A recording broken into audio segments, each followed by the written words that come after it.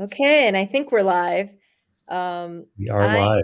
we are live. This is RJM Music Technology, and I'm here with Ron Minelli and Darren Hurst. And Darren is guitar tech currently for Joe Perry of um, uh, Aerosmith. AEROSMIth. Of course, Aerosmith. You can't. But what was? It was Peter Frampton, and who are all the other people that you've worked for? That's what I was. I threw you Steve Miller and Ted Nugent. Okay, all right, quite a diversity there. Yeah, but also strong personalities. Yeah. I've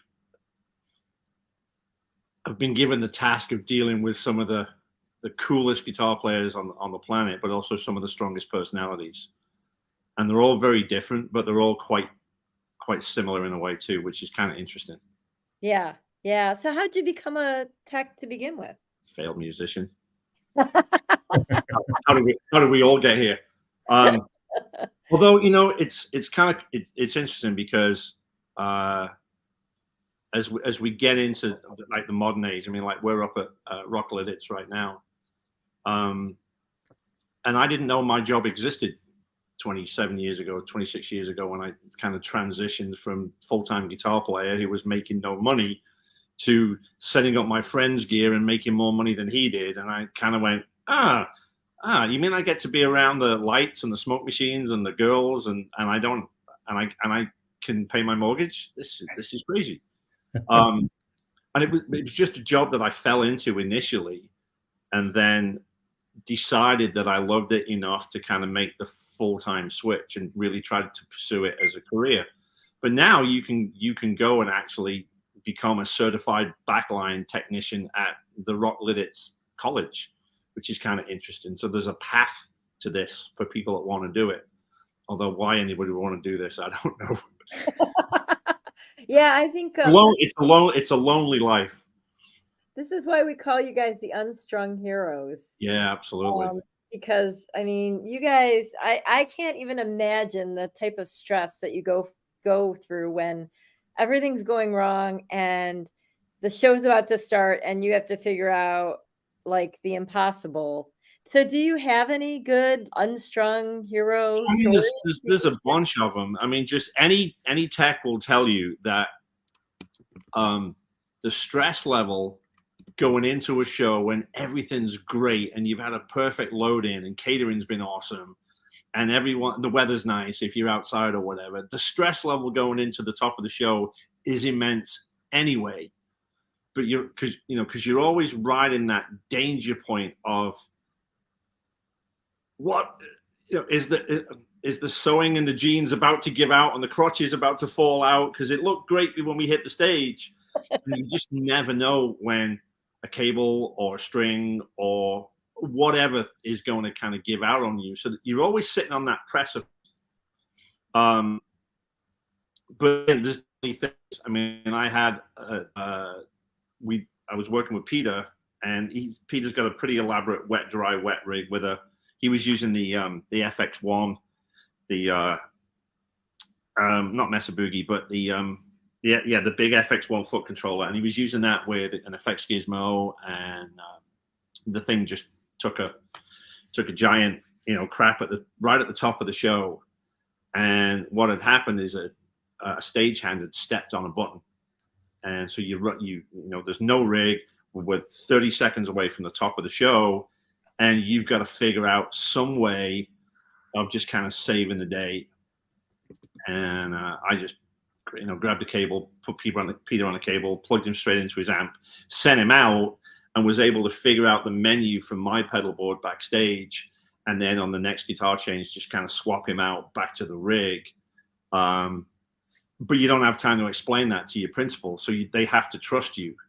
And I think, just having that trust with someone speaks volumes. It's definitely not for the faint of heart. I've had things where just, a 9-volt,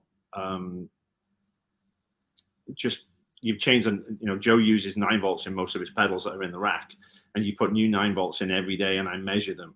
But a 9 volt can just suddenly take a dump, and you hit something, and it just doesn't do what you expect it to do, and you've got to react to that in the moment. And the show's going on, and you've got to be singly focused and bring that to a solution. So the mental game, the mental toughness of a guitar tech gig is kind of challenging, because you don't have anyone to talk to. You've got to figure this out and usually just kind of come up with a solution, execute that solution.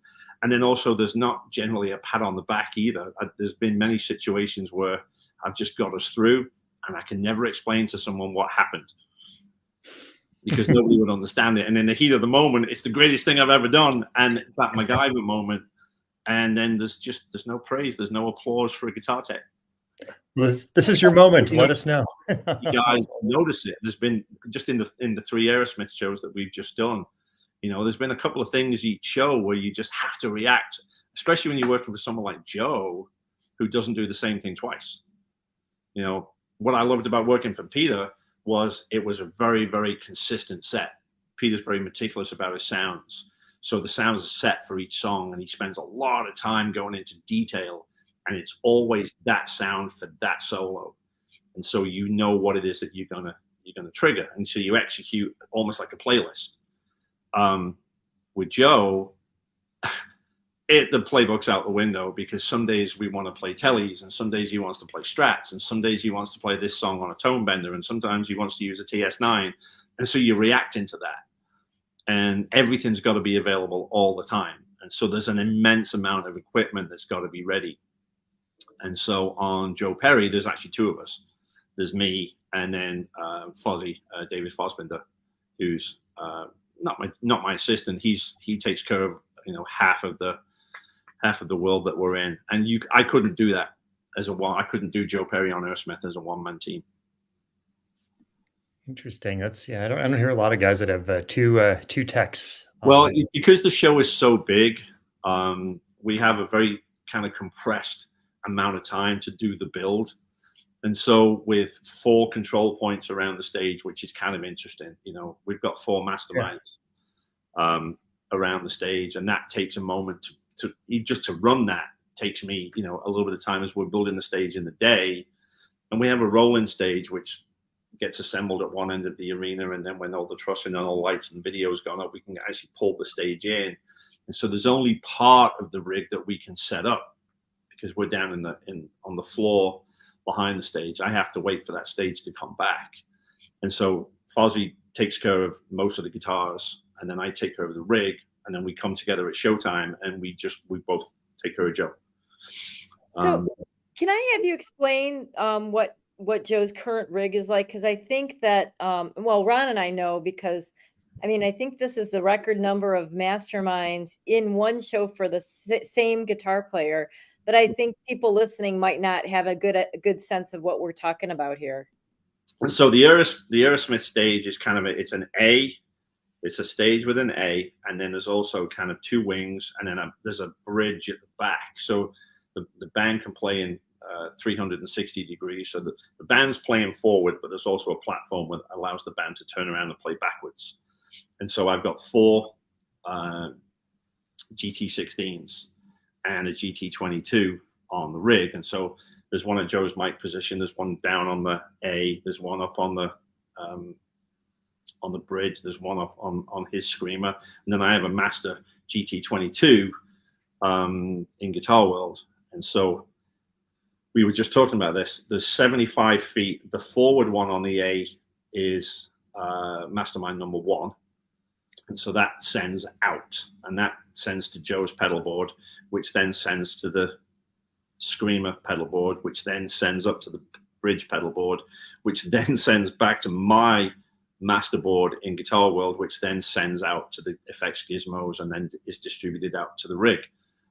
So it's almost, I think it's 225 feet when you do the circle, and it was wired together by Bestronics, who were recommended, and they did a fantastic job of coming up with a way to power all those. It's power over Ethernet, and so I have a switcher, and then there's 4 Ethernet connectors that distribute power out to each of the 4 master binds, and there's just a little power box, and then there's also the MIDI chain as we link around, and that's kind of pre-wired under the stage at the start of each stage build.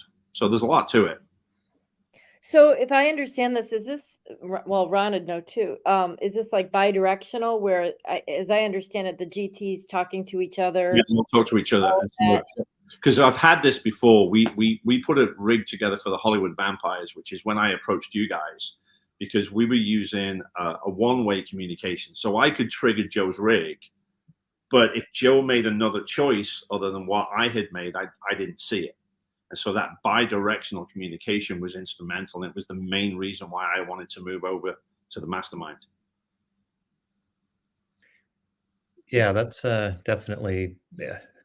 That took some doing, making that all work and just changing. It did. And what's great about it is it's reflected on every pedal board, and that's great. So Joe can make a selection at the mic stand. I can see it instantly, and then he can walk out on the thrust or out onto the A or up onto the bridge, and he can see what the current state is. And then either I can punch him out, and then he knows that I've made a change, or he can choose to pull himself out or make a different selection, and I can instantly see what he's done, because there's a bunch of places where I can't see him, even though we've got a closed circuit TV where I'm supposed to be able to see him all the time. There's a few spots that he likes to go and hang out in that I just can't see him. And so having that two-way communication where all 5 of the boards chase each other all the time, I couldn't do it any other way. And it's been great to kind of get that up and running. We tested it for 2 weeks in rehearsals, and I was waiting for it to fail, and it never did. It's good to hear. Yeah, I was kind of holding my breath when we sent those two, going, "Oh my God, he's going to use 5 at the same time. We've never done that." Never done it. And I tested it. I remember getting them up in Boston when I was building the rig, and I had them on the kitchen table, and I was kind of tentatively, I did like 5-foot MIDI leads in between each one, and it worked. And then I did 10-foot MIDI leads in between each one, and it worked. And I was waiting to see. Because at that point we didn't know what the distances on the stage build was going to be. I knew it was about 50 feet, but the A of the stage is also the VIP pit. And so you have to have entry and exit into that area. And so the stage actually retracts. And so it's only 50 feet in a direct run, but what I've got to do is come out, over, down to the floor, under a cable ramp, back up the other side, and then out to the pedal board. And when you put that together, it's almost 75 feet. And of course, MIDI doesn't. We all think that MIDI can run 50 feet, but it works great. Program change works fine. And as I was just telling Ron, continuous controller seems to maybe just doesn't quite have like a garden hose pipe with the tap on half power. The continuous controller information is just dribbling out the other end, and it doesn't quite. So I've got him on a whammy pedal in the rig that lives with me, because there's no audio running out to any of these pedal boards. The audio is a very short chain, and so the idea was to have a Digitech whammy in the rack, but have a continuous controller with an expression pedal from all the points, and 3 of them work. But the one out on the furthest, the 75-foot one, the continuous controller seems to glitch. And I think it's that 75-foot distance. Yeah, you're really pushing the limits there. Yeah, I think so, because not only is it 75 feet out, it's the first one in the chain. And then the master board that links to the gizmos is number 5. And that's at the end of 225 feet of actual cable. Yeah. MIDI's I've repeated 4 times before it gets to me. Yeah. So I think that furthest one is just a little bit too much, and it's a little steppy. And then when the pedal's all the way down on the whammy, it's not quite in tune. And I've checked the calibration of the pedal on the Mastermind, and they're all fine. And if you shorten the length of cable, if you take it to 50 feet, it works great. But if you run the 75-foot cable, it's a little glitchy. And so I'm thinking about how we might either do a repeater box, 2 repeater boxes, and break the 6-pin MIDI out into 2 directions and then combine it and send it out.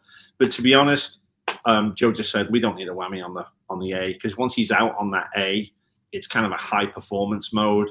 So he's really just I've got the Dunlop stage wah, the rack wah with the multiple controller points, and those things will run up to 300 feet. So I've got a wah pedal out on the A, and he's just got the Mastermind. He's got the GT16 out on the thrust, and that's all he needs. I'm kind of surprised that somebody that's been playing for so long could, like, you know, get completely different gear and be used to it like that. It was interesting because I originally got the GT10 for Joe because in the Vampires we'd used just a little. Can I say Voodoo Labs? Yeah, we're we play well with others. We don't mind. That's what I like, because originally I was using a Ground Control Pro out to their 8-way loop switcher, and Joe wanted the pedals in front of him, and so I had a compressor, TS9, a Klon, a Color Sound, a Jet Phaser, and a bunch of things out with him. But I wanted to have some degree of control, because Joe he'll hit a bunch of things and then he'll wander off. And then you get to the end of the song and it sounds like a snowstorm. And I didn't want to have to keep running out on stage. And, so I MIDI'd that back to the ground control. And it was the first time that he'd been able to have some kind of tactile control over his pedals, but yet some degree of opera. I mean, I know he had the Bradshaw rack back in the day when Trace was his tech, but he'd been pretty much on pedals for the last 10, 12 years. And when we put that rig together for the Hollywood Vampires tour in Europe, he started to see kind of what him and I could do as a team almost. I would punch in delays for solos, so he didn't always have to come back to his pedal board. And so when we started thinking about Aerosmith, one of the things we talked about was, how could we do that? How could we have multiple stage points, but also how could we have two-way communication, so that if he made a change, it would show up not only on my board, but all the other boards. Or if I made a change, he knew what I had done. And so the only thing that was out there that could possibly even do this was the Mastermind. And so that's when I started looking into it. And my friend, Aidan Mullen, who, has been shadowing he's responsible for most of the jobs I've ever gotten, was like, yeah, check out the Mastermind. And also, if you get into trouble, the thing that was the big plug for you guys is just the support that you get. I mean, you guys have been on the phone with me at 11 o'clock at night or 7 o'clock in the morning. You've got me the backups. We had one glitch with a gizmo, and the next day the replacement gizmo was in my hands. So I've always felt protected by that. It's really, it's important. If I have a failure in the show, it could be catastrophic. We know it's. I mean, in the show, we'd feel really bad. Yeah, right. Here's the thing. I mean, I don't mean to say this flippantly, but no one's going to die. Music. You have. Yeah. It's much died. No one's going to die. It's much more important than that. But you find I know that whatever happens, we'll get through. The thing that makes me a little nervous, and I got to think about this, is my master controller is the last in the chain. And so it's a big stage, and there's a bunch of people moving under the stage all the time. There's a lot of things happening.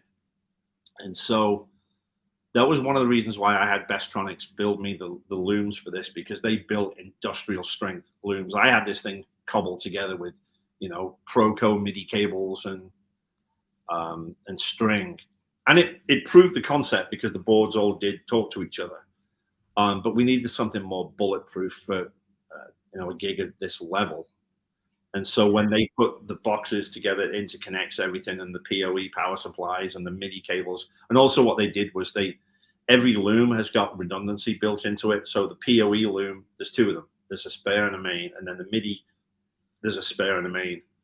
And so the boxes that receive those connections also have a spare and a main.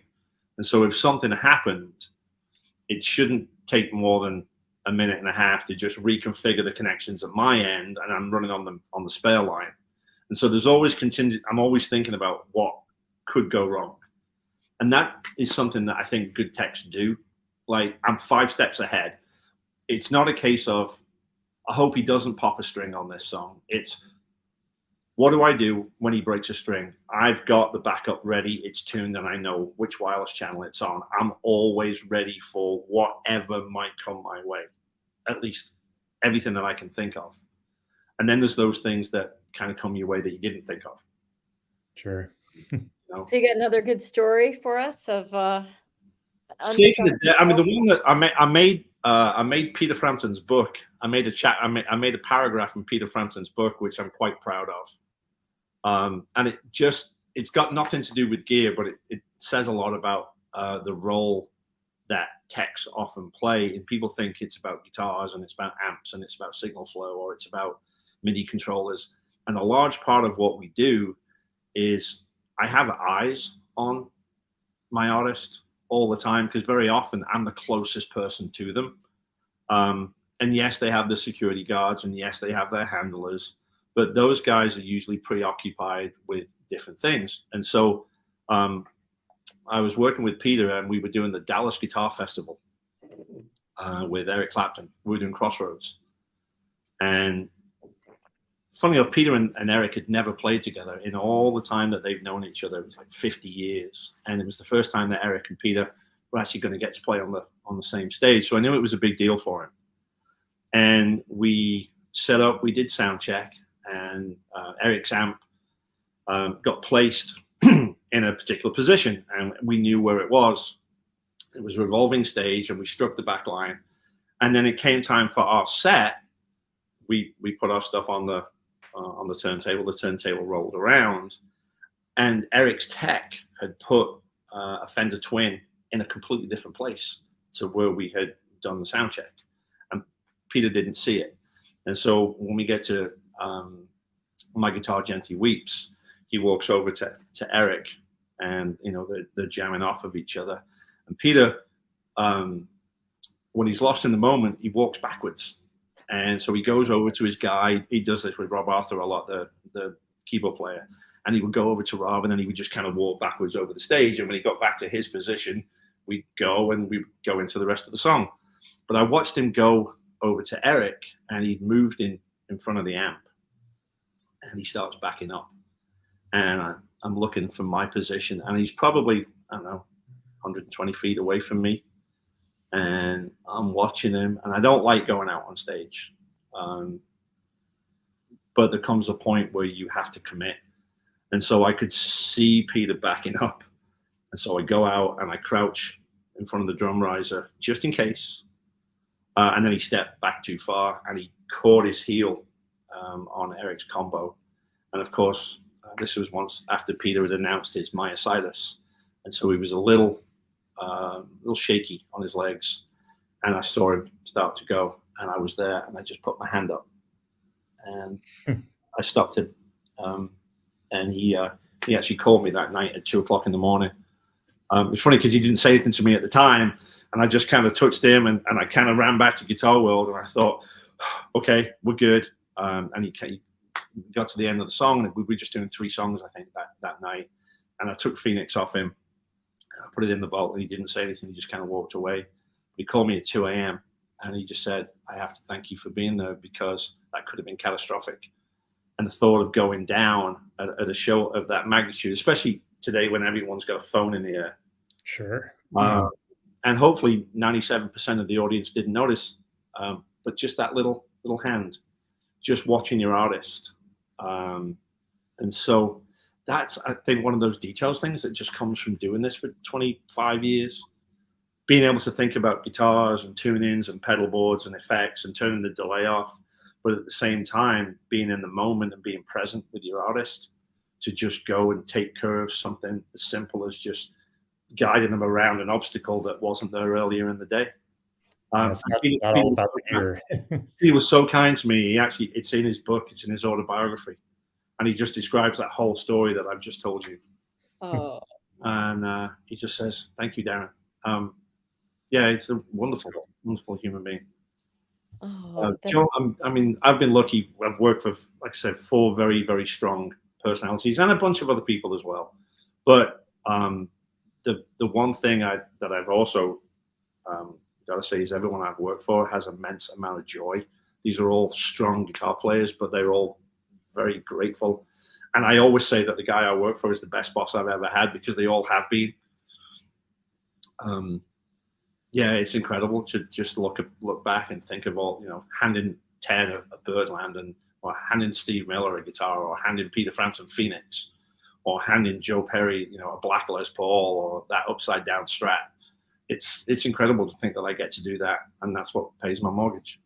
Yeah, that is really cool. Yeah. Somebody had asked me to ask you, what is your favorite part about being a tech? What do you love about being a tech? Is that it, where you get to be part of this, where you're part of the ripple of? Yeah, I think it's the knowing that I can make a difference to the day. A good tech is kind of like it's like a good caddy. In that I also, again, and this is just not saying that you could do this. If I got a new job with somebody else, I wouldn't necessarily do this on day one.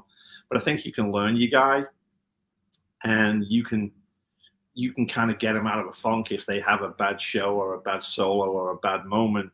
The right guitar or the right patch change, the right amount of gain when they're going into that iconic solo. If they hit the button wrong and you think, did he mean to do that, or is that a mistake? And you kick in the TS9 as well as the Klon, and the solo's creamy and it's nice, and you punch him out. I think there's something to be said for just having you guys back, and kind of like a caddy. If your guy's been overshooting the ball every day, and he's going for a sand wedge, and you think, oh, he's going to put it in the trees, do you give him the sand wedge, or do you tell him, I think you should go with the 7-iron? And I like to think that I know enough as a player what the rig feels like, because a large part of Joe's rig is not what it sounds like, it's what it feels like, because it can sound the same but feel completely different. And so I spend a lot of time each day trying to get the rig to feel the same, or feel the way that I know he likes it, and then just read him and try to make changes on the fly. So the most rewarding part of me is if I feel like it's a difficult show at the top of the show, 2 or 3 songs in, you can get a sense of where you're going. And if I can make a difference and get him home, and he's got a smile on his face, that to me is the most self-satisfying part of the thing I like the best. Or, you get that text at 7 o'clock that says, can you put new strings on these 9 guitars by showtime, and you manage to accomplish it. Sometimes you're throwing a curveball, and just being able to knock those out of the park is quite rewarding, because nobody else would understand that level of self-satisfaction, and also just getting off the bus with a great bunch of people and having a good day, and the camaraderie between the backline team and the audio team and the staging team. There's 157 people on our crew, and just starting to see that team come together and get oiled and start to play well together. That's a really rewarding part, because there's a lot of people out with us that have never been on the road before. And so it's nice to kind of take a few people under your wing and take them along for the ride. And that's something I really enjoy too. Yeah. I mean, this must be something, you guys I'm sure you guys are putting on a pretty, huge production, I would imagine. And so, yeah, it's a farewell tour, right? I'm sorry? And it is the farewell tour. And they mean it too. I mean, the one thing about Stephen and Joe and the rest of the guys is they don't phone it in. Joe told me when he hired me that he didn't want to play in an Aerosmith cover band. And I got that right away. And so I've never seen anybody play with more intensity and more physicality than Joe Perry. The amount of calories that guy puts into his 110 minutes is incredible. And so I feel that I need to be present with him and in the moment. And then, Fozzy, he's along for and literally when we get to the end of the show, we're exhausted. It's a huge emotional roller coaster. And then also you've got these iconic songs, which we all love. I've given Joe, I think, the best sounding Joe Perry rig that he's ever had. And I did it because I've been listening to him for 45 years. I know what he's supposed to sound. I know what I think he's supposed to sound like. And so I wanted to give him my version of the Joe Perry rig that I would want him to play. And, you know, it's this really great myriad of old pedals, and then the mastermind of digital control, effects gizmos and wireless. But at the heart of it, it's a Marshall and a Klon. And that's the simplicity of that. But then you start to have all these different flavors and the delays and the, you know, the jet phase for a minute. And it allows him to paint that palette, and, you know, just give him a platform to be musical. I think that's our job. Yeah. It's why I've got friends that thoroughly embraced the fractals and the Kempers. And you'll see a Kemper in Joe's rig, but it's not in his chain. It's actually for the in-ears for the rest of the band. And that's purely because Joe likes to switch it up.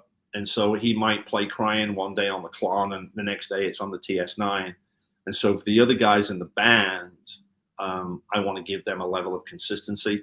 So I take a split off the wireless rig before it hits any part of Joe's chain, and that goes into a Kemper that's just set on a JCM 800 setting. And then that goes to the monitor board, and that's what's fed out to everybody else. So no matter what Joe does on his pedals, they have a consistent level in their ears. Yeah. Although most of we've got it so dialed in right now that a lot of guys are having a little bit of the live rig kind of put in beside that. But it's great for consistency. But Joe's rig is, you know, 2 JCMs and an EVH and a Vox, just it's loud on stage. And he's not on ears, he's on wedges. Yeah, okay. So, you know, it's a rock and roll show. Excellent. So is Joe, how would you say he is as far as, like, you know, what's his relationship to the gear? Is he like, you know, more like, you know, kind of a, you figure it out, or is he like really involved in the? Oh gosh, he knows everything about everything.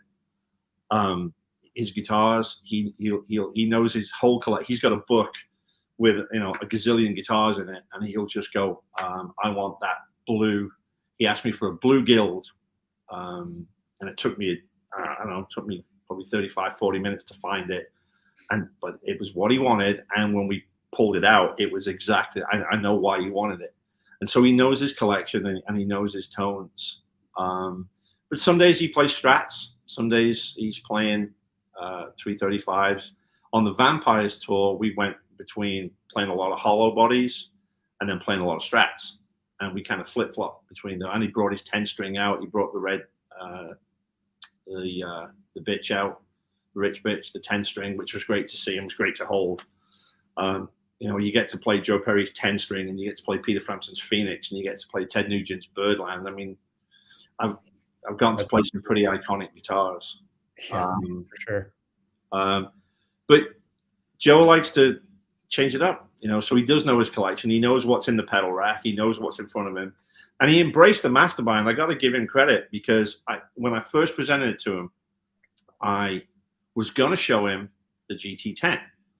And the reason I wanted to do the GT10 was because it was the most similar to the Voodoo Lab 8-way switcher, because it was just 8 buttons in a line, and all I had was 8 pedals, and that was it. And so I wanted to present him with something that was very similar to that. And as soon as he saw the GT16, he just said, okay, so I can do this as well. Let's put this here. Let's move that over there. Give me a preset for this. I'll have that. And he grasped it straight away. Wow. The only thing that I did is we don't have any pages. It's a global page, and it's on the GT22. It's all instant access buttons. It's all IA. And then on my GT22, the bottom row, I've got 5 presets. And that was how we decided to do this, so that he can't really suddenly just hit something by mistake and take himself in the wrong direction, because there's a couple of those that will go from, you know, a compressor and a Klon and a delay with 2 channels of JCM and an EVH on stun to everything on clean with just a compressor. And I didn't want to run the risk of him kind of goofy footing something on stage. Sure. And so the GT16 is perfect for him, but there's no pages. I've got him locked out. And then the bottom row on the GT22, I've got 6 presets. And that's how we elected to do it. But he embraced it pretty quickly. And he loves the idea that he can turn, he can go into a solo at the mic, and he can run out onto the thrust, and he can turn himself off. Because he likes having control. I mean, who wouldn't? Sure. So that's it's interesting that to these guys you've worked for, have been playing since like the 60s or the 70s, and for them to keep up with the times and kind of embrace technology as they go. That's pretty cool. Yeah, because I mean, I'm fortunate. I think there's a bunch of people in the world that are uniquely placed. If you're in that born in the late 60s, born in 84, if you're in that window, we're uniquely placed where I saw MIDI invented. I used Notator on an Atari. And so the idea of program change and controller change to me is something I'm really familiar with. But I'm also old enough that I can work with these older guys, and I'm not seen as a kid. But I can also embrace the new technology. I know what the Kemper can do. I know what the Fractal can do, and I can see its place in a rig. Although I've done some shows where it's all that, and that doesn't float my boat. They sound great. I struggle with silent stages, where all you hear is just the tip of the drumstick, and everybody's on in-ears, and they're wondering why the front row is kind of sitting there like this doing nothing. I'm still a fan of backline. I'm still a fan of speakers moving and microphones picking that interaction up, because the guitar couples differently. So I belong to the old school of that. But I also enjoy embracing, everything that's coming out. There's some guys that just do it great. You've got like Drew Foppy and my friend who's out with Shinedown, and it's all fractals, silent stage, little minimal backline, but he makes it sound amazing. I couldn't get Joe to try that. That's not in his wheel. It's not in his, he likes, well, we got 1, 2, 3, 4, 5, 6, 7, 8, 9, 10. We got 16 speakers behind him, all moving. Plus he's on wedges. And so, and we are so lucky in Aerosmith right now. We've got Jerry Harvey of JH Audio actually mixing monitors for us. Jerry's managed to get the wedges sounding exactly like the rig wherever you go. Oh, wow.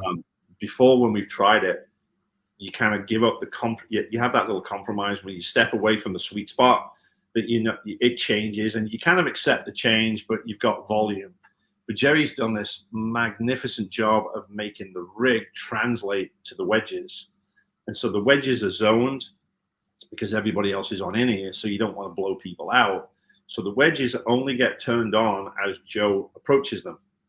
So it's about a 10-foot proximity. Jerry will, as Joe walks out on the thrust, the zones all get popped in manually. And then if he goes up on the back deck, same thing.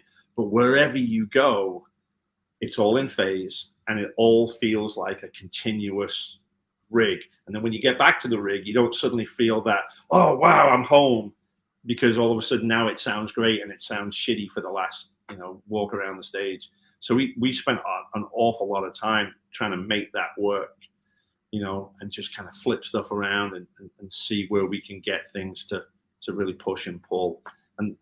But it's loud, and I love it. Well, that's really cool. I mean, that must really, help him out as a player. You always have that, that behind you, the air moving and the tone, and Yeah, I mean, there's something about a clean guitar loud that just moves air, that moves people, and then you. The one thing I like to do with Joe is I like to give him gain options, like stepped gain, or cascaded gain. And so we're running a little EVH 15-watt head that, using the Mastermind, I can flip the channels from clean to dirty, and then in the presets. But he can choose, there's a Carl Martin compressor, TS9, a Klon, a color sound, and then the green or red channel of the EVH15, and you can stack all of those on top of each other. It runs away with itself if you stack everything, but there's different combinations of those pedals that create different flavors. My favorite rhythm sound is the Carl Martin compressor, which is, it's not squeezing, it's just giving them a little bit of gain, you know, just like helping his fingers just kind of work. And then with a TS9 into the red channel of the EVH, and the guitar's just lively and it sings. But then solo wise, I actually prefer the green channel, which is the EVH on clean, turn the compressor off, and then I'll stack the TS9 into the Klon, which sounds different to the Klon into the EVH. And so one of the things that I'm thinking about doing is with the big effects gizmo, the chain order can't be changed. But if I'm correct, with the mini effect gizmo, you can change that order as part of the preset, right? Correct. Yeah. Okay. So one of the things I want to do when I go back is change out because I'm using the first 8 loops in the big gizmo, and then 4 loops on the back end with the click stopper. And so I think what I want to do is take those first 8 pedals out of the big one, put them into the little effects gizmo, and then run that into the click stopper. Or run that into loops 9, 10, 11, 12, and then run that into the click stopper. And then what I'm going to be able to do, and I'm quite excited about this, is I can give them a preset that's the TS9 into the Klon, or I can give them a preset that's the Klon into the TS9, because they feel different. Yeah. And so for different things, especially what I like about the Aerosmith set is we're going, it's not just all the 80s, 90s, 2000 hits. They're going deep into the 70s stuff. And so we need a lot of those fuzz tones as well as overdrive. It's not a lot of distortion. It's more overdrive, but he does like that kind of buzzsaw fuzz. And you have to be careful where you put it. And so I'm excited about trying the little effects gizmo, the mini effects gizmo, where I can change the order of the effects as per preset, as well as doing the gain staging that I like to do with him. And that, I think, is going to give us a whole new palette to play with. It's just having the time to do it, because once you're out on the road, this show is it's a 2-day build. You know, we're getting in, if the show's Saturday, we get in there Friday morning and they do the master grid. We have 176 points to hang, which takes a minute. And then the master grid comes in, and the video comes in, and then the lights come in, and then the big A comes in, and then the wings come in, and all the inflatables come in, and then finally the stage kind of rolls in. So it's not until it's kind of 6, 7 p.m. on the first day of loading that we kind of get into place. So I have a little bit of time in the morning of that day to kind of set the rig up in the loading dock and try to play around with a few things. But that's the next thing I want to try. That's Cool, insane. yeah. Wow. So I've got some questions. Let's some of them are kind of fun here. Let's see. This is our friend Mark. You have a familiar accent. Are you I know Mark is from York. Are you from York by chance, or around there? I'm not. Well, I'm not a million miles away. I am Scouser. Okay. So I'm from Liverpool, England, by way of married to a girl from Oklahoma. All right. I can say puppy dog. I can go slow, man. Get me a beer. But if I start talking to me mom, I start talking like this, like, you know. So somewhere in the middle, I've got this weird hybrid accent. But I'm definitely Northern English. Okay. We were just in Northern England. We loved York. That was a fun town. So, okay, what else do we have here? How many times has hell broke loose during the show? Darren creates miracles and no one ever even knew. Oh, more times than I even want to admit. I've actually created a circuit between my fingers so that something could happen, which hurt like hell. But it was the only way to make something work. Okay, I got to hear this story. Okay, you've got to tell us more about this. Long before I started using amp switches and GCXs and gizmos, I wanted to try to switch the EVH 100 head and it's 16 volts. It's a pulse of 16 volts that makes the head switch. And I'd come up with this kind of I'd figured it out. I'd figured out the pin out, and I'd made this homemade cable and run it out to the pedal board. And during the changeover, the cable had got broken, and I didn't spot it. And we realized about 3 or 4 songs in that the 100 wasn't going to change. And so there was a big change coming up, and I was trying to fix the cable, and I knew it was coming up, and I had my fingers literally like, you know, the scene in Back to the Future where the cable's not quite long enough and it won't touch, and trying to get the two things together. Well, the only way I could get it to work was I put my fingers across the 16 volts and I just hit my skin, and it hurt. It's only 16 volts, but it was enough to kind of, but the amp changed. And we got the solo done. Peter's talk box failed on our show, and I literally had to, you know, physically move a speaker cable. There's a point where he kind of does the whole "Do you feel like we do? Do you feel like I do?" talk box thing, and then he hits the chord, and it comes slamming back in with this kind of dive bomb.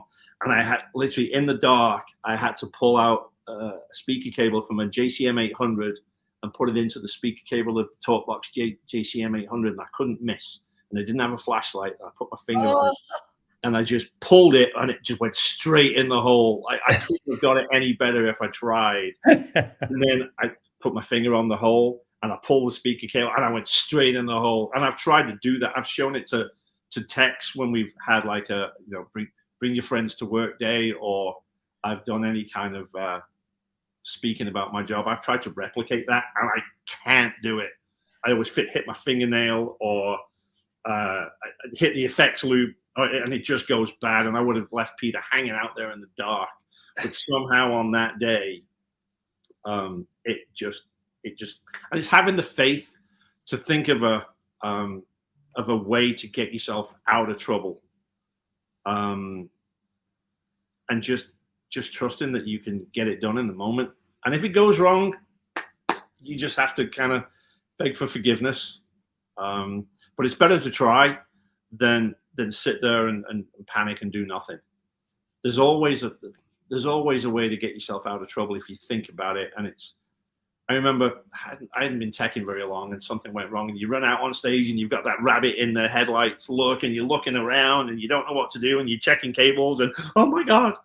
And I think so long as you have a process to go through, like you can usually tell if there's a failure, you can usually tell pretty quickly where it is. Or what I do is Joe's rig is divided into 4 components. So he's on wireless, and that wireless, and this is just experience, I think. I have a tuner in that wireless chain on an ISO out. And so if the wireless fails for any reason, I can look at the wirelesses and go, okay, do we have audio? Do we have RF? Okay, yes, we do. Do I have output on the tuner? Yes, I do. So I can discount that from the problem. So I always start at the source, and I always work towards the end. And then Joe's pedal rig, I have a switch which bypasses it out of the chain immediately. And so if I flick that switch and the rig comes alive, I know I've got a problem in my pedal rack, because I've got a tall rack with 1, 2, 3, 4, 5, 6, 7, 14 pedals in it. And so I just have a switch which takes that out of the loop. So that's one area. So if you hit that and nothing happens, now you know kind of where to go and look. And you can go through that process in about 2 seconds. Look at RF's good, switch was still dead. So now I know where to go scramble. I know I'm looking at the distribution out to the amps. Now, if all amps have gone off, what is that? Well, that's likely to be a power thing. But if all your amps are powered up and all of a sudden you've got no signal, but everything seems to be working, then you can immediately go and look at a particular point in the rig. And so just from experience, you kind of know where to troubleshoot, you know?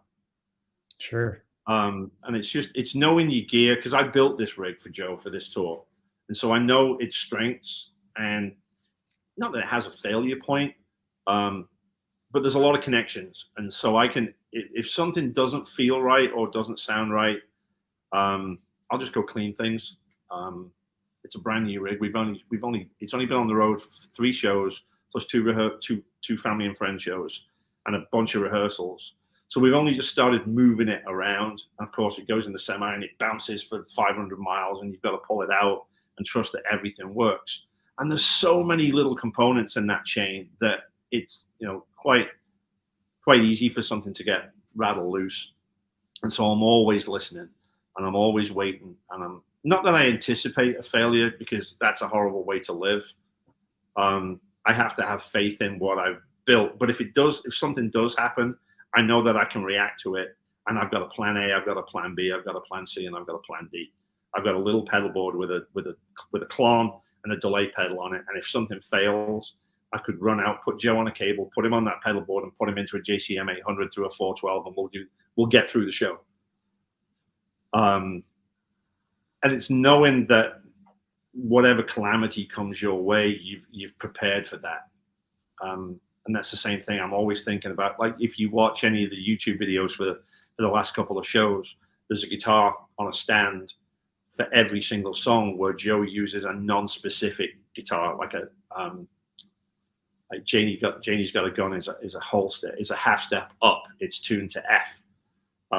Anything that's dropped D, where he's playing it with a Vega trem, or he's on a floating trem. If he broke a string, it's a disaster. No More is an open E chord. So anything where he's playing a guitar that's specific to the song, there's a backup on a stand where he can get to. If I don't recognize that he's got a problem right away, he can just run over, dump his guitar, pick the spare up, and roll and go.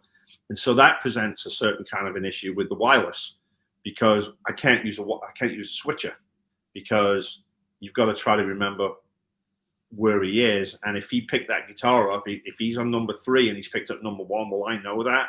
And so the way we do it is we have a Bradshaw combiner, which is 4 channels of wireless that are all on all the time. They kind of cascade into each other. And so you can just roll up the volume, and any of those 4 guitars are live instantly. You got to be careful when you're tuning guitars back that you keep your volume rolled down, because when I plug the guitar back in after tuning it, it's live on the rig unless I've got the volume turned down. Mm-hmm. And every now and again, I'll forget, and I'll just hear a note, and I'll quickly I'll roll it up, and I'll just give a chunk while Joe's playing the rhythm, so I can hear that the guitar is ready to hand out to him. But there's always a guitar on the stand, ready to go for those specific things. And then if it's standard tuning, if we ran into a problem, it will always be the guitar of the next song that would go out as the spare, so that we don't have to keep changing. Because I think we do 16 guitar changes in the show as it is. And it's just trying to manage that. And then the last show we did in New York, he played the Jeff Beck Strat that we've got with us. He played that for 5 songs. He was digging playing that. And so everything I had ready to give to him, he just went, no, I'm going to stay with this one. And that's been fun, because we came across that guitar was loaned to us after the Hollywood Vampires show.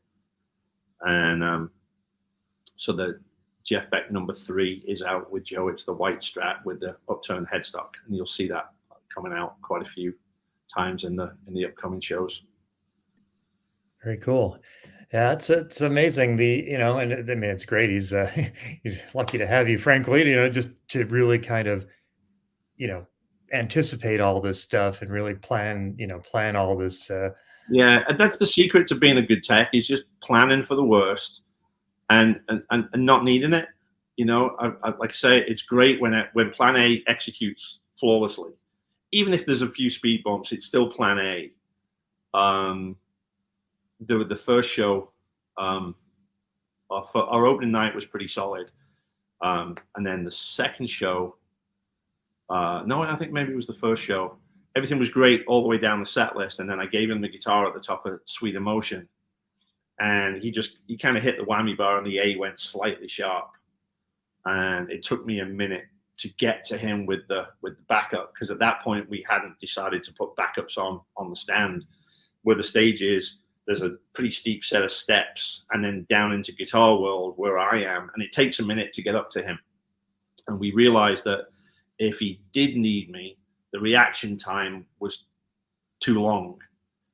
And so he was waiting for me to come to him with a guitar. And I was waiting for the perfect moment to run out with the guitar because he was at the talk box and he was doing that segment and I didn't want to interrupt it. And so, you know, we had that conversation after the show and he said, you know, we should have changed that out sooner. Absolutely. So we came up with the idea of always having a backup or the next guitar that's coming out in the show on a guitar stand ready to roll, so that if any point he feels like he wants to do a switch, whether I decide to or not, he can always supersede me, as he should be able to, because he's the artist. It should never be my decision. He could have just dumped that guitar and picked up the backup, and then I would have reacted to that, retuned the guitar and put that one back on the stand. So you morph your plan as you go. And then second show was pretty solid. And then third show, the show was just done in New York, we managed to blow out a talk box or his airbag. We had the Marshall. We were just trying to see how loud we could take that airbag, the talk box kind of thing, because his talk box, he actually carries it on his person rather than the Frampton way of having it on the floor with the tube up the mic stand. And so it's almost like a bagpipes. So it's a horn driver in a bag with a pipe, and he just throws it over his shoulder. And so he was committed at the mic stand, and I knew to change the guitar, we had to take the bag off and take the guitar off and put the guitar back on and put the bag on. And I felt like it was a little intrusive. And so he should have been able to make that call himself and not wait for me. But that's what you do. You debrief after the show. And then you go to the next show and you fix that, and that becomes part of what you operate. And the whole operation kind of morphs itself. You know, how you operate on show 1 or show 2 or show 3 isn't going to be how we're operating on show 47, 48, 49, because it will morph itself, and you'll want to try different things, and you kind of go, oh, that didn't work, or would be great if we did this. And I'm sure the rig will change, because he likes to, he likes that element of danger. But I think we've got the best. Somebody described his tone in I think the review from New York City, they described his tone as gargantuan. And I'll take that. Excellent. Yeah, that's quite a compliment for. I took a screenshot of it and put a red circle around the word gargantuan, and I texted it to him, and he just sent me this text back with like 9 guitars and emojis and an explosion at the bottom. So he gets it. He does. He has a lot of fun with it. And there's no one plays guitar like Joe Perry. It's kind of interesting how he plays as well, and you can see why he sounds like he does. But he's got a unique feel, and it's great to listen, because I have the rig. You know, it's in my right ear, depending on which way I'm standing. If I'm tuning, it's in my right ear, and I just have the main stack is 2 open back 412s, and then there's a closed back 412 on each side. And then there's an 8x10, which has the EVH going into it. But the open back 412s are right next to my right ear, so it's loud. And I get to hear that thing, and I love that. You know, your hearing doing okay after all the years of teching? That's what I can hear right now. Oh, like 400 hertz. No, actually, we were lucky. We got new in-ears. We got fresh in-ears for this tour, and I had my audiogram. And for a 55-year-old guy, my hearing's pretty spot on. That's good. That's good to hear. It's an occupational hazard for sure. Yeah, and I avoided it about it because, and I thought about wearing in-ears with no signal. But the problem is that if you have something in your ears and then you take them out, your ears are compressed, and then it seems louder than it actually is. And because Joe's not on ears, he wants to talk, and so if I put something in me, I can't hear what he says. And so if we're doing a change and he asks me a question, I want to be able to hear him, and I don't want to have to pull an ear out. So I made the decision to not go on in ears for this. I have a wedge under the Sturs that's got a little bit of kick drum in it, a little bit of Steven, and a little bit of Brad, so that I can gauge where he is tuning wise. Because one of the things that I do is I undertune him a little bit. Because Brad doesn't do as many guitar changes, and so his guitar will naturally just sit 3 or 4% flat. And so if I'm always tuning Joe to the green and we're changing out every song, he can seem like he's sharp, in relation to everybody else in the band. And it's not a lot. It's just enough to kind of sweeten it. And also, he's playing with eights, and so they oscillate a little bit. And so if you put him right on the green and he hits it as hard as he does, it naturally goes sharp. And so I've figured out it's about 6% under the green, and that's where I sit him. And I couldn't do that if I couldn't hear. And so ears just don't work for me in this situation. So I have to wreck my hearing, all in the name of rock and roll. Oh no. So we are at the top of the hour, and we're not. Wow, did it go that fast? God, It did. I mean, my mom always did say I could yab. I mean, your stories are amazing, and hopefully, you know what we should do is when we get pictures, we should post them on Instagram. Yeah, I'll send you some when we get back. Obviously, we're having to take a little 5-show hiatus with Stephen blowing his voice out in New York City. But as soon as we get back, I'll do you a little rig video. That'd be great. You can see the chain, you can see the 5 pedal boards, and you can see how Bestronics cabled it together for me, because I think it's quite interesting how they did it, and the power over Ethernet, and then just the pedals in the rack with the gizmo and the RF and then just the radial. I'm just using the radial JX44 and a JD7 to bring everything together and distribute. I like the JD7 as the amp distribution because the phase seems more coherent when you flip them. Oddly enough, the EVH and the Marshall are 180 degrees out, and it took a minute to kind of find that. And of course, the Fender's out of phase with the Marshall, and so the way I've got it running right now is actually the Fender and the EVH in phase, and the 2 Marshalls out of phase. So but it's a pretty simple rig. I'll send it to you. Yeah, it sounds like a monster rig, actually. But I actually look forward to seeing the end result. Because it looks like a lot of components, but the signal flow is actually really, really simple, and the signal flow is pretty short, which is the secret to Joe's tone. We should mention we have a comment from Tech Guy Allen, who says, "Hey," from the Jason Aldean crew. So. Hey, I like that. Alan was really good to me, and a fantastic tech in his own right. Excellent. So anyway, well, thank you for being on. I mean, we really appreciate it. I mean, we were kind of lucky because you had that month off that you didn't expect, so that we could grab you. Yeah, I'm going home and put some floor in.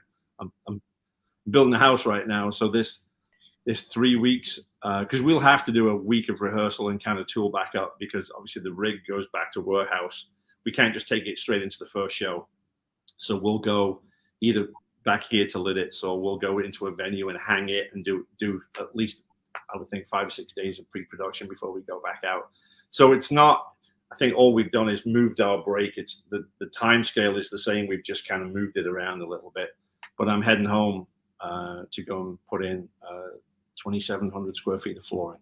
So I just did that at the office last year, me and a friend. And you can hire Sherry. She's good at it. Oh, okay. You can come over to Oklahoma and help me out. Yeah, is it wood flooring? Is it tongue and groove? Yeah, it's glue down, and then sand it, stain it. Okay, I didn't do that. Real stuff. Easier stuff. Yeah, I've done that before too. My dad used to make me work construction as a teenager, so yeah, I've done it all. She's good to keep around. You want period to put in, and baseboard to do, and door trim to do, and kitchen to paint. So I'm gonna try and cram that whole thing into about 3 weeks. So there's no downtime for me. No, I don't think techs can handle downtime, because you're so used to being on that downtime is kind of like, okay, I have like 3 hours. Now what? Now what do I do? Yeah, I'm good for about 2 hours, and then I start to get antsy. My daughter's 4, and she's so excited that daddy's coming home. That's the hard thing. And any of my tech friends that have families, they'll tell you the hardest thing is kind of being. And I love what I do, but it's hard when you miss your family. So I get to go 2.5 weeks earlier than I was going to, and I was away from the on the vampires thing. I was away for 9 weeks because we didn't stop. Normally we would have done 4 weeks, come home, 4 weeks, come home, but we had to do it in a very compressed timeline so that we could make the AEROSMITH commitment. And so my daughter's had daddy away for 9 weeks, and now she's had daddy away for 5 weeks, and she's excited for me to get home. Oh, that's so awesome. I can't wait to play Barbie. Yeah. Woo. Hey, Ron used to do that. He had to do I tea get to parties and all play sorts of Barbie. I get to be Flynn Rider. And what else are we going to? She makes me these desserts, and her current thing is cooking. And so she'll get a kitchen bowl, and it's marshmallows, flour, milk, Sour Patch Kids, and whatever else she can find. And I just sit there and scrum the whole thing down. I remember those days. You just sit there going, but if you can eat catering, you can do that. OKC is world-class city, especially with kids. Yeah, I'm about an hour and 20 minutes north of Oklahoma City in farmland. It's my wife's hometown, so it's great. And I love going, kind of doing Manhattan. I was in Manhattan a few days ago. Manhattan's my favorite city, and I get to go and do the noise and the chaos. And then I get to go home to 427 people in the town we live in, or whatever it is. It's not a lot. Wow. Yeah, that's not a lot at all. The Piggly Wiggly and the Dollar General and Love's, and that's about it. Very cool. Well, thank you again for coming on. We really appreciate it, and I know our customers appreciate it too, because I think everybody loves to see and hear what they're doing in big rigs like this. So. Yeah, and it's I've seen bigger. Peter's rig was immense, and I've seen. So I still watch Rig Rundown, and I still look at what everybody else is doing, because I want to learn. I don't know everything, and I'll see an idea, and I'll try it, and I'll try to understand it. So if I can give anybody, if I can help anyone answer a question, or if anyone's got, wants to just shoot me a message on Instagram at Nashville_Brit, I'll try and help anyone. We need more people in this industry, because COVID stopped a lot of backline guys from working, and there's actually a shortage in our industry right now. Oh, wow. So people could get into it. Yeah. Yeah, really good backline. So if someone wants to do this, it's a really good time to kind of think about entering the industry and maybe go local, work in a local venue, or get involved with some of the rental houses or sound check in Nashville. And just kind of, there's opportunities for people that love doing this stuff, that play, that understand gear, that are good support people. You've got to give up the idea of being on stage. Joe's never going to fall down and I get the spotlight and I save the day. I mean, those kind of things don't happen. It's definitely a support role. So if you're good in the shadows and you can work under your own supervision, and you're good at motivating yourself when the mental game starts getting tough, because it does. There's days where I just, if you have a rough show, you've got to pick yourself up. You've got to go into work, and you've got to set that gear up, and you've got to problem solve, and you've got to figure out what went wrong. And then you have to ride that roller coaster of, is it going to go wrong tonight? Oh my God. And you're waiting for it to go. And it's a horrible position to be in, especially when there's no one there patting you on the back going, it'll be okay. It's a solo sport. And so there's a mental degree of toughness that has to go with this gig. And not everyone's cut out for it. And they should probably be drum techs. Well, thank you again. And tell Joe that we all appreciate him. Yeah, I will, for sure. The effort that he puts in, the entire world so appreciates him. Yeah, I saw a YouTube clip just this afternoon. He's kind of down by the pedal board, and he hits the board, and he runs right down the A, and he runs like he's 23. And you guys and me have helped give him the confidence to do that. And so the thing I love about finding companies like you guys is it helps me give my boss something that helps him do what he does. And so that's why what you guys do is so important, because you're out there. Ron's always thinking of stuff. And if I do have an issue, I've called you guys, like I said, it's 7 o'clock at night. I can't get that talk box thing that you helped me with. I wanted two pedals to flip flop, but I wanted to put it on a non-latching switch, and I could not work it out. And it was show critical. It had to be in the show, and it had to be in the show the next day. And Ron said, give me a minute. And 2 hours later, there was the email of how to do it. And, it was a little nerve wracking because it was show day, and and it worked. Cool. It gave me what I needed to go into show with the faith of, this is going to work. Because when he hits that button to go to the talk box, it's got to work. It can't not work. Sure. And I didn't want to run any audio out to the mic stand, and so it had to be a controller thing, and I just couldn't work out how to do it. Yeah, I'm glad we could help you out on that and make it work the way And it's more importantly, seeing what you did and how you came to that solution, I was then able to go, okay, so if I do that, I could do this. It taught me so much about, that way of controlling things. And so it's how you get your deeper level knowledge. For sure. You guys have been amazing. So I was happy to do this just to say thank you for everything you guys have done for us, because your support from the moment I sent you that first email saying, hey, I want to change Joe out from the GCX to something a little bit more, you just jumped on it with me, and we've figured this thing out. But yeah, five pedal boards and 225 feet of MIDI. Nice. Definitely want to see that video. Excited to see that the final product for sure. If we upgrade the GT for April 1st, 2024, we should have a hologram of Joe Perry that comes. You press a button and press some buttons. Yeah, that's the April 1st new upgrade. New feature, yeah, right. April Fool's edition. What are you guys going to do with that then? Nice. But yeah, count me in.